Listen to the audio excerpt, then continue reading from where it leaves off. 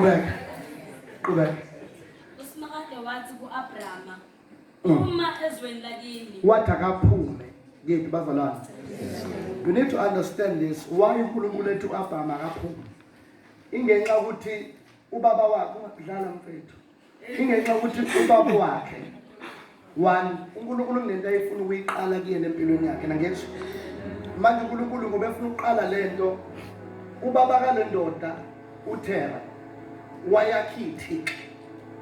Nangezwe ngithi wayakhithixo zonkulunkulu abakhonzwa kulezo zikhathi. Noma imuphi uNkulunkulu wayekhonza nje isithixo sasakhiwa ubaba kaAbraham nangezwe bazalwane. Na uNkulunkulu ngenxa ukuthi umuntu weprinciple akasho ukuthi ngenxa ukuthi ubaba ukhonza amadlozi siyamnokha manje ubaba wakho. Akayenzi leyo nto uNkulunkulu. Kodwa into ayenzayo uhlela indlela. Nangizwe ngithini? Wathi ke naphuma ezweni lakini. Move. Amanye akhuluma ngethinking. Nangizwe bazalwane. Move ngokwe-thinking. Phuma ngisho nangendlela ocabanga ngayo kini. Phuma kini nje. Totally phuma. Nangizwe bazalwane. Wayemkhipha kubo. Uze uNkulunkulu ethi uyezweni mina Jehova engekukhombisa lona. Alisho iBhayibheli ukuthi waqala wamkhombisa izwe wase waya kulona. Waphuma izwe engakaliboni. Wathemba uNkulunkulu ukuthi lo go kaNkulunkulu uphethe izwe. Noma ngingaliboni izwe kodwa ngithemba uNkulunkulu. Amen. Ngoba ethi mina ngiphume akasho ukuthi phuma uyezweni elithile eligama layo sibhekele ngwane cha. Wathi vele uphume mina ngiyokukhombisa ngendlela ukuthi ngikuyisaphi. Amen. Amen. Awuthi phuma. Manje inkinga yakho yinye wena ufuna ukuphuma. Wena usafuna ukuhlala. Nala ubona kahle ukuthi impilo yakho ayindawo uhlale. Nala ubona kahle ukuthi impilo yakho iyafa. Even in the spirit uhlale kodwa. Awufuni ukuphuma. Baningi uNkulunkulu akhulume kubo even nangeindawo nangezinto ezibasurroundile abafuni ukuphuma. Uthini uNkulunkulu mekhuluma nomzalwane ethi akaphuma uthini? Phuma ezweni lakini. Yes. Nasehlotsheni zakho. Uphume nasehlotsheni, yeah. Nasendlini kayihlo. Uphume nasendlini kayihlo, yes. Uye ezweni engakukhombisa lona. Uyezweni mina engakukhombisa lona, shothi akakamkhombisi. Yini into uNkulunkulu ayifunayo? Kunezinto uNkulunkulu angekakukhombise zona ungakaphumi. Yabo ungaboni nje ingenxa ukuthi awakafuni ukuphuma. Manje ukuze akukhombise wena qala wenze njani? Phuma. Nangezwe uNkulunkulu uyijwayele lento wakhuluma noJeremiah wathi shona endlini yombumbi kethu. And Jeremiah was a prophet. Uthi uyofika endlini yombumbi noma umprofeti, don't speak anything. Just watch. What uzofika ubuke nje. Nangizwe bazalwane. Uma mhlawumbe ilesikhathi samanje etshela uNkulunkulu ethi akehle.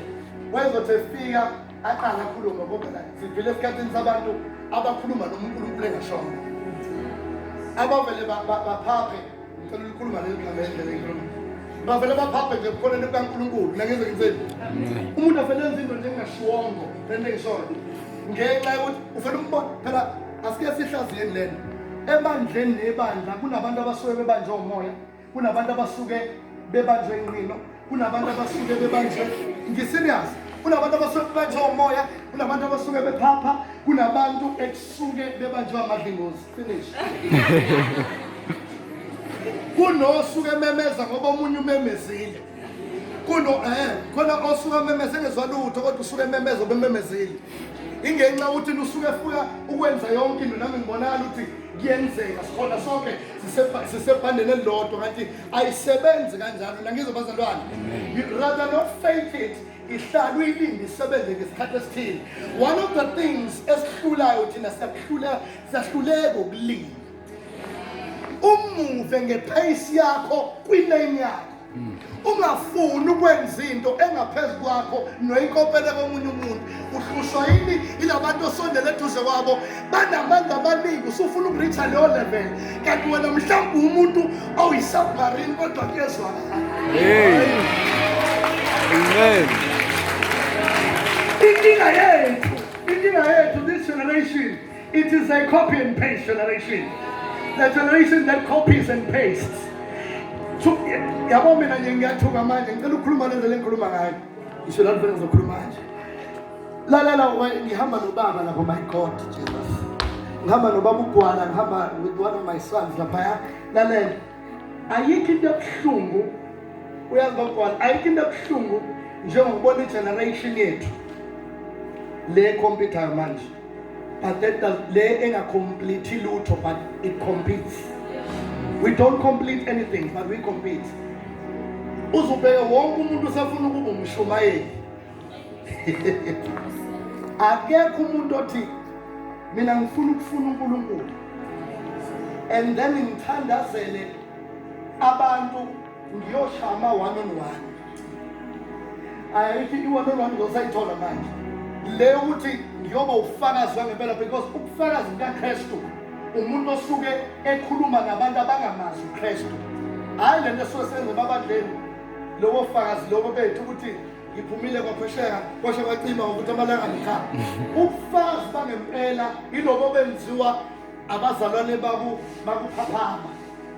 Yabona babaphume emgaqweni njalo bephethe amabhuku beyofakaza ngoKristu kubantu abangamazi uJesu, besiswe ilanga baze bafake nezigqoko. Ibona ubufakazi-ke lo.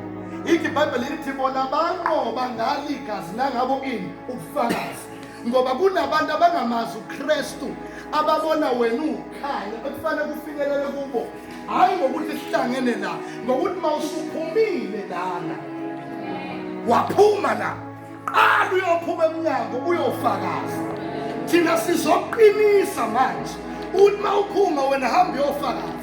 Yikho abafundi bakaJesu babefike behlale noJesu, mase yabadedela bahambe ngo-2 sebeyoshumayela nesebeyofakaza.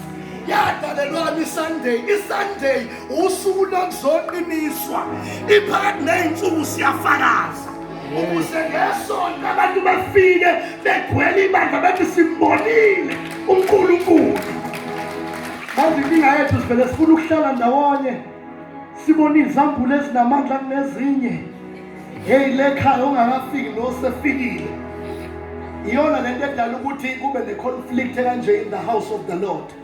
It is because the place of God is abantu abaningi baluza ama-positions. Ukhuluma ngendlela engikhuluma ngayo. Baluza ama-positions abo, bafuna ukuyo-occupy ama-spaces abangabizelwanga wona. Nangizwa bazalwane, nangizwa ngithi kuvumele, yabo mongakwazi ukumemeza njengabantu abamemezayo ama-votist. Musu ufuna uku-apply ukuba i-votist, ngoba uzoqhasha imthambo la, uzosidalela inkinga. Nangizwa bazalwane, usathi-ke ngibe ngidlula lapho, usathi-ke phuma ezweni lakini nakephi nasehlotsheni wakubala wonke wabala kubuye ezweni engekhombisa lo lalela. Mayesephuma uAbraham izolengwe le, uphuma uthatha indodana kamfowabo osewasho. Amen. Le ndodana le noma ingena ngaphansi kwe-umbrella yama-relatives, thanda ingathandi, ngoba ethe phuma nje ehlotsheni uphume nasezweni, phuma nakuyena lo. Nangengozelana uNkulunkulu umfuna nje uAbraham ewuyena nonkosikazi wakhe, kodwa yena wamthatha lo ngenxa yokumdabukela ukuthi uzosala be yini, ngicela ngihambe naye, kanti usethatha umuntu ozobe inkinga ohambweni. Wamthatha ngoba emthanda embeke enhlizweni kodwa ongekho eceleni. Baningi abantu esihamba nabo bengekho enhlizweni, bengekho ecebeni likaNkulunkulu kodwa besenhlizweni yethu. Abekho ecebeni likaNkulunkulu ngawe kodwa basenhlizweni yakho. Ngoba besenhlizweni yakho usuze wabanika inhliziyo yakho, yikho ulimala mebengakufoneli kodwa wena uyihlupha njalo ngabo. Ngoba bona bayihluphi ngawe vele futhi wena awukho enhlizweni yakho. Baningi abantu abalinyaziwe balimale ekukholweni ngenxa yama-associations. Wena uthatha inhliziyo yakho wayinika abantu kodwa abantu abanandaba nawe. Uphila kunabantu abanganandaba nawe, abangakufuni. Kwamnandi ngiyezwa Nkosi, ngingena njengomjoko le nto. Yey, uyayizwa nengisho le nto lento ningixolela bazalwane ngizoyikhuluma as it is. Ikhomba ukuthi you don't fit in there. So don't try to fit in. Musu kuyenza lento ukuthi nami ngize ngehle ngibe ku level yabo ukuze ngingamkeleke. Ngoba uNkulunkulu ubeka izinto eziserious kuwena. And when you scoop so low to be accepted. No ngithinde inhliziyo namhlanje. Ngivumelene nje ngikhulume nabantu because bayazi balimeleki. Usuza walibeka ithemba kulowo muntu. Waze wambona njengomuntu wefuture. Kanti akuyena. Usenhlizweni kodwa akekho eceleni. Utito ukuthi muhle namhlanje ngoba usakhona into ayincengile. Kodwa uzoyiveza mhla ngasancengele lutho. Ngoba relationship is a two-way thing. Uyanginikeza ngiyakunika. That's why uNkulunkulu umengcwele. Ngangizwa bazalwane. Ngangizwa ngithi. That's why this man in his journey wahamba nomuntu and wayahamba noLot. Ngangizwa. Amen. Wahamba nobani? NoLot. Sibonga amadoda kaNkulunkulu esangeni.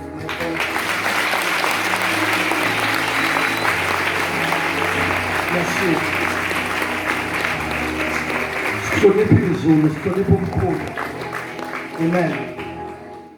Oh, madoda, Jesu. Wayahamba noLot. Ngizweni bazalwane. Ngoba ehamba noLot, ama-scholars azi, the word Lot, it means covering. Ngizwa ngithi. It means covering. Mehamba naye endleleni yonke imfuyo ngifuna nizwe kahle lento yobazalwane yonke imfuyo eya Abraham he had to share noLot. Ngizwa ngithi he had to kwenza sure ukuthi angishare imfuyo yami ngishare naye kanti ngoba share imfuyo naye ngabe zeyikhathi umandla bendoda babukalwa ngemfuyo yenayo. Allo, ngizwa ngithi kodwa ukuthi noma ewumshana lo kodwa neyakhe imfuyo isikhulile kanti neyaAbraham isikhulile kwabe ngazuthi sebe ku level eyodwa kodwa emehlweni kaNkulunkulu kungamele babe ku level eyodwa. Wagcina ngasasiboni isibusiso sikaNkulunkulu ngoba yonke into anayo iyayidlula ifinyelele la. Amen. Amen. Ngizwa ngithini? So kunabantu abagcina sebehamba bengaboni ukuthi uNkulunkulu has blessed you because of the people that are around you, that are surrounding you. Ngizwa bazalwane. Bagcina sebeyi-blockade kwi-connection yakho noNkulunkulu kungasafinyeleleka. Ngizwa bazalwane. Because of your associations. That is why abantu abaseduze wakho, they can make you or they can break you. Noma ngathukephi noma kuthiwa umshumayeli noma kuthiwa ubani uyazi bonke abantu abasondeza eduze kwakho kusuke kunabantu abasuke belethe uNkulunkulu ngecebo kunabantu abasuke bezodestroy nje. Ngizwa ngithini? Amen. Kunabantu abasuke nje bezokusebenza. So that is why you need to be very careful ukuthi ubani omlethe eduze kwakho ubani oshare naye your ideas. Ubani omlethayo ombiza ngomhlobo wakho.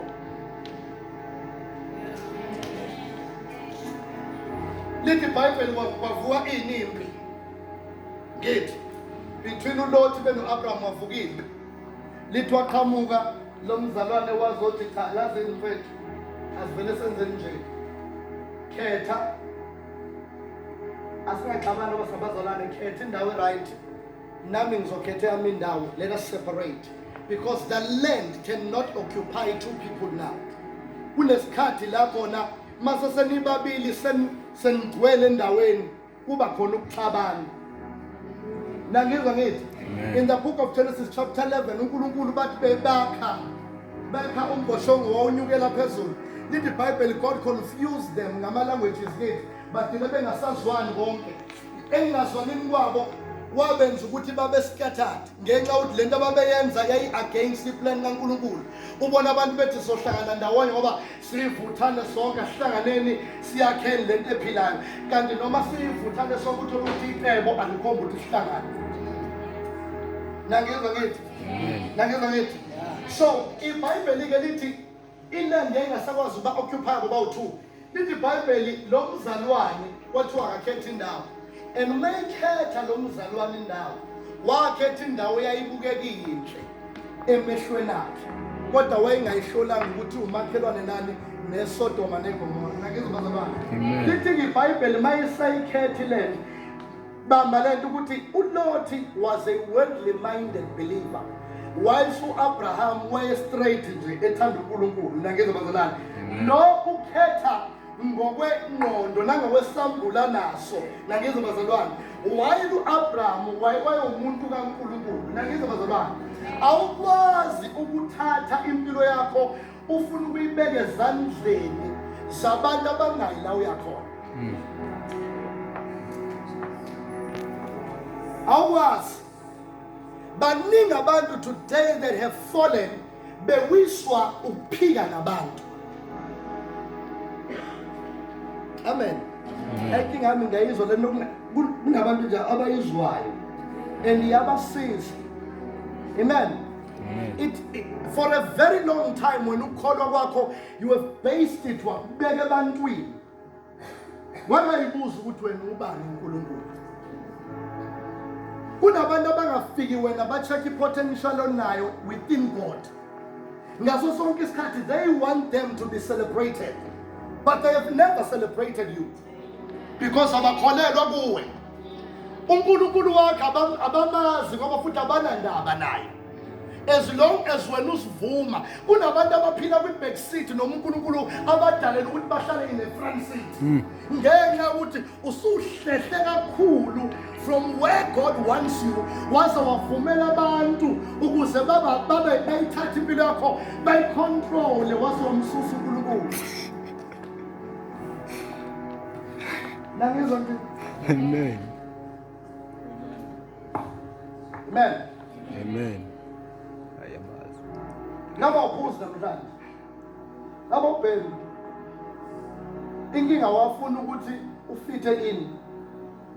Wavumela abantu abaseduze kwakho waba right. Yazi ngisanda kufika la ngikhona. Khona indawo engisanda kufika kuyona lapha. Engisabambe kuyona uNkulunkulu esangihlelela into zami. Ngithe ngifika. Ngithe ngifika lapha. Ngafika abantu abangakholwa bodwa.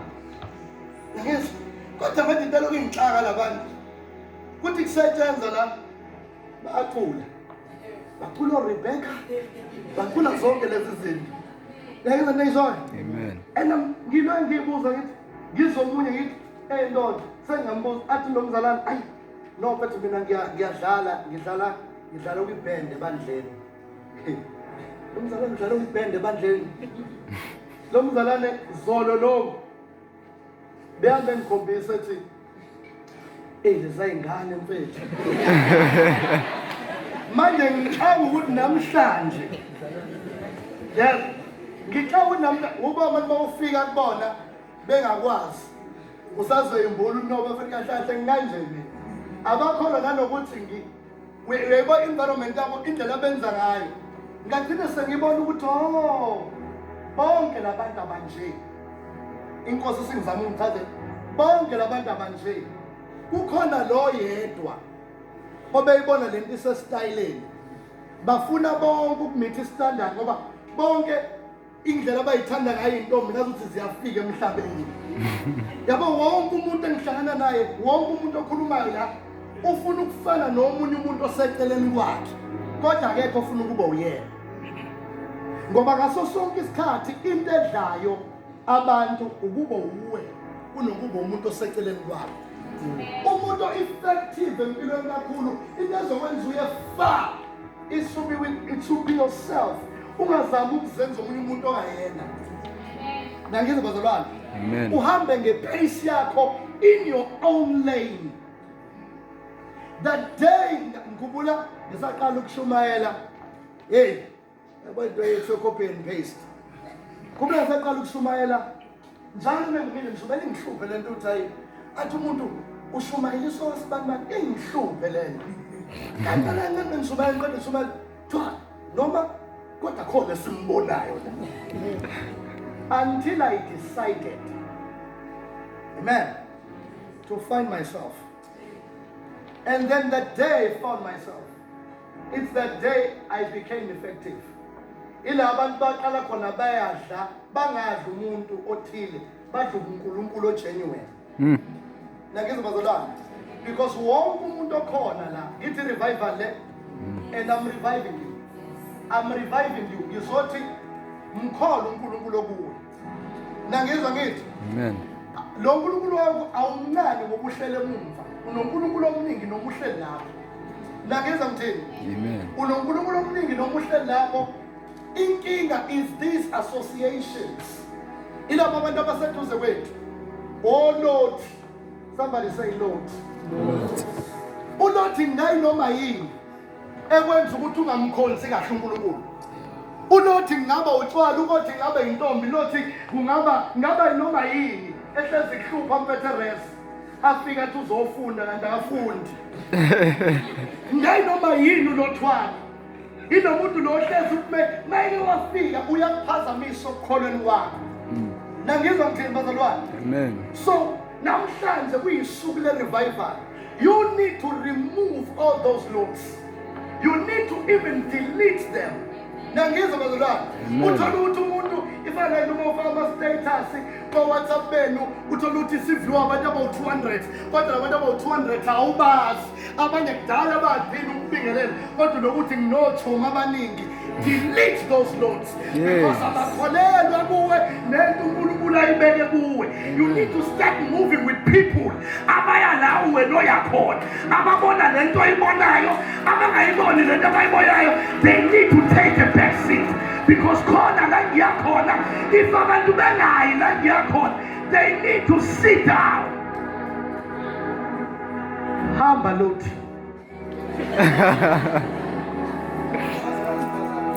Hamba Lord. Imali uyibonile lento aqala yenza, ngithe hamba Lord, waqalwa ngibuke nje. Kunezinto ozoqala uyitshela ukuthi ayiphume empilweni yakho, siqale zikubuke nje. Siqale zikubuke nje. Siqale zikubuke. Ayidinga ukuthi ungaso kanye kodwa usokabili uthi hamba ngoba ngiqinisile ukuthi hamba. That is why no partner wamemezanayo wabona ulento yokumemezanayo ngathi akuzwakali. Let me try again, phinde ngimemeze noma bangamthulisa. Hamba Lord. Mbuzo sethu zakho uthi hamba Lord. Hamba Lord.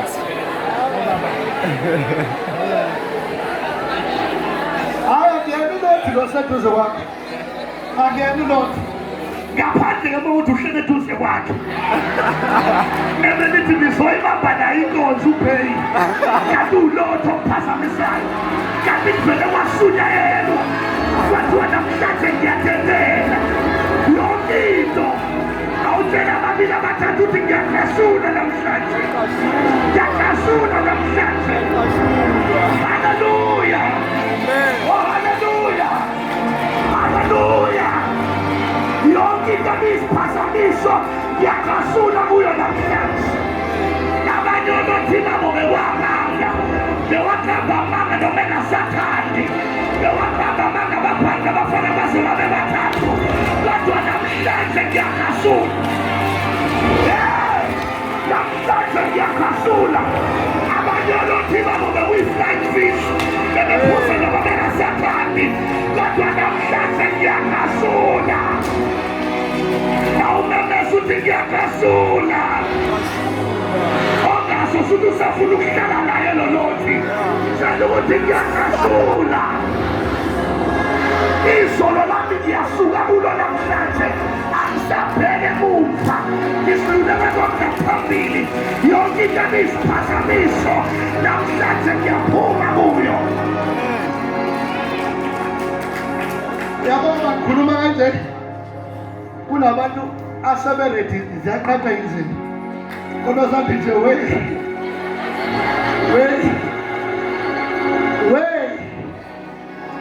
usengodleka lo muntu umhlakala. Ngiphila naye lo muntu. Kuyini ukuphila ngesinto esikhalisayo? Amen. Nangizwa ngithi. Hallelujah. Amen. You need to go to your phone and start deleting. Oh. Ngoba iwena osewe-stress abantu bengasekho. Hey. Wena uthi uphuma la enkonzweni angena ama-message amdraine wonke uNkulunkulu obefunela onkulu amdraine uNkulunkulu wonke obefunela esesumeni lukhulu wathi oh my God kodwa ungasezwa lutho uthi uphuma la ayivele ingene i-message usuphumile ke ngilidewe kasuna Hey. ingiyakho uyakuthanda ukhonza uNkulunkulu usey'ndaweni zonke ufuna ukukhonza ufuna ukuphuza ufuna ukujola ufuna ukujonsa ufuna amanga kodwa uyakuthanda ujesu decide namhlanje yini ofuna ukuyenza khetha okodwa okuzokuphumelalisa kuhle ngoba ngiyahamba mfethu ulusuyosala u-ayina nangizwa bazalwane Amen. yabona into yokuhamba nolothi ngicela ozongiboleka isikhafu phuthuma nesikhafu sengisemandleni esithathu ngiyakwe-4 nangu umuntu ofuna ungibuyisela ku-2 phuthuma abaney'khafu la letha noma isikhwama-ke mfethu woza lothi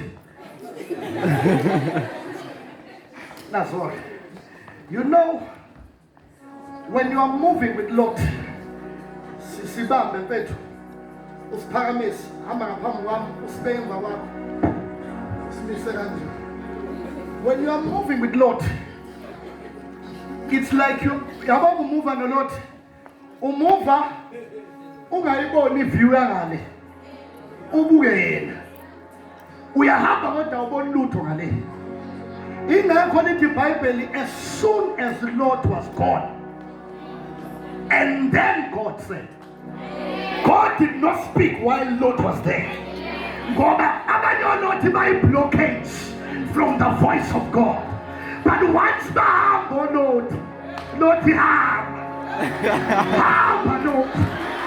Lot hamba manje inkinga yakho hayi Lot angidingi la eduze ngidinga uhambile inkinga wakho wena into zakho uyayidinga usayibona la usafunda nalo muntu okumthekela eduze ukhiphe lithi iBhayibheli as soon as Lot was gone and then God said lift up your eyes umbuzo uthi wayihambe ngabonini it is because Lot was a kind of person who blocked visions ungabohamba nabantu that will block your vision ungasabona ukuthi uyapi lithi iBhayibheli as soon as Lot was gone and then God said lift up your eyes wathi as far as you can see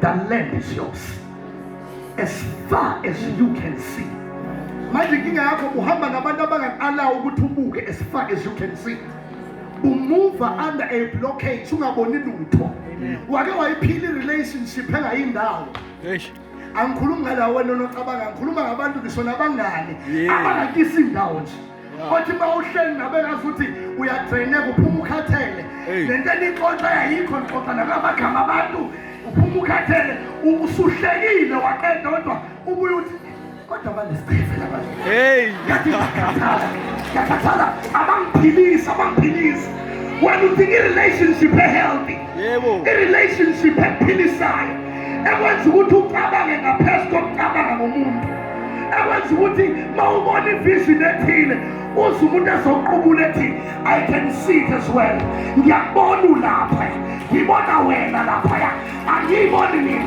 I will help you get there you need people that will help you get there abantu abazokucindezela abazokwehlisa you need to get rid of all the lots that don't believe in the God that lives within you bonke abantu abangakholelwa kumthandazo wakho nokholo lwakho nendlela owenza ngayo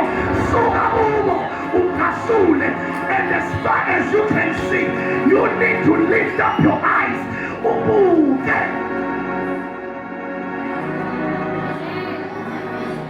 As far as you can see, the land is yours.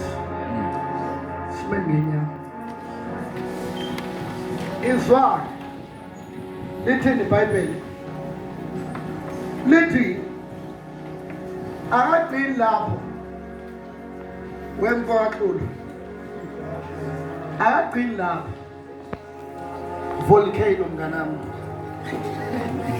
lithi akagcini lapho lithi what is a shilo ukuthi lift up your eyes and as far as you can see usethi kuyena let us take a walk to the east and to the south and to the west. Because awugcini ngokuthi ulibuke la uyakhona, but you need to possess it. Ngiyangizwa ngithi? Amen. You need to possess it. Awubuze lo seduza ukuthi what do you see? What do you see? What do you see?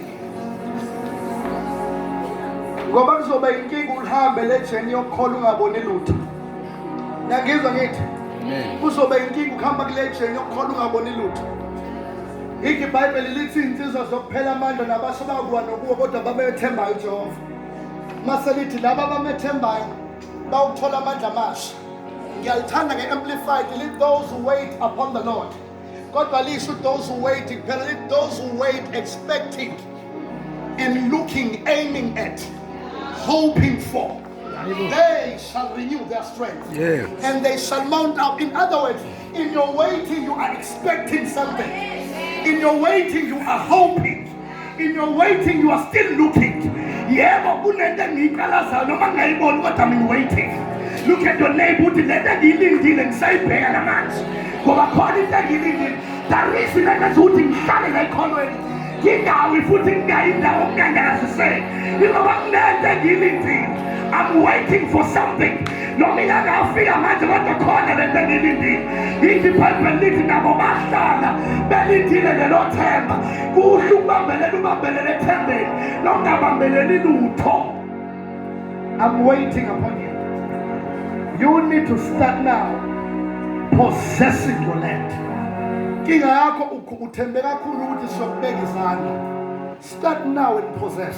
Amen. Qala manje khuluma. If ungabantu efana kuba delete mfethu, ungakwenzi kabi. Kwenze kahle. No mfethu ngibona ukuthi sibele sihlukane. Yeah. Ngoba ngibona ngathi impilo yethu ayisisi lasibele sekhona. No ngizokuthandazela la ngikhona na ungithandazele. Ukuthi khona la uNkulunkulu angikhiphela khona. Ngizokuthumela kulo umthumelela ama message uziqine ekholweni. Ah. Hey. Qashula. Ayikho into ebuhlungu njengokuphila nabantu bazwela kanti bakulimaza. Inkinga yenu nifuna ukuphila nabantu bazwela kanti niyafa. Ngize ngimgcine nje uZolani ngoba ngiyamzwela ukuthi uzolimala. Bengimdedela. Kuyini ukuhlala nomuntu kodwa ulimala? Amen. Amen. Sivalile amehlo ethu siphakamise izandla zethu.